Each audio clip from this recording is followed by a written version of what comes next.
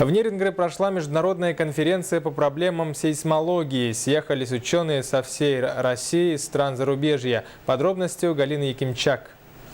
Для Якутии вопросы сейсмоактивности и сейсмобезопасности весьма актуальны. Особенно если учесть тот факт, что количество и интенсивность землетрясений в 2014 году увеличились в мировых масштабах почти вдвое. В Нерюнгринском филиале Северо-Восточного федерального университета также занимаются данными проблемами. Поэтому особенно приятно, что местом проведения международной конференции «Геолого-физическая среда и разнообразие проявлений сейсмичности» был избран именно наш город. Город развивается горнодобывающая промышленность динамично.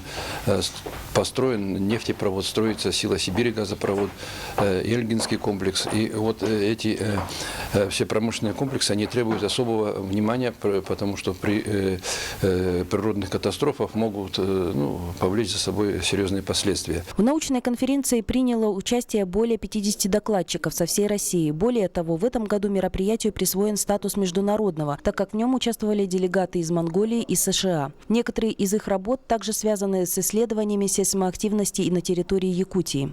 Мое исследование включает не только территорию Южной Якутии, но и всю Восточную Сибирь, включая Чукотку и Дальний Восток. Сейсмологические исследования предполагают изучение большой крупной территории для точного понимания взаимосвязей. А для такого понимания изучение одного региона недостаточно. Особенность данной конференции заключается в том, что в ее ходе поднимались вопросы не только природных катаклизмов, но и антропогенного и техногенного воздействия на сейсмическую безопасность различных объектов и непосредственно человека. Сейчас на территории Горного Алтая, поскольку там идет строительство малых ГЭС, инфраструктура различная, там сейсмически активный регион.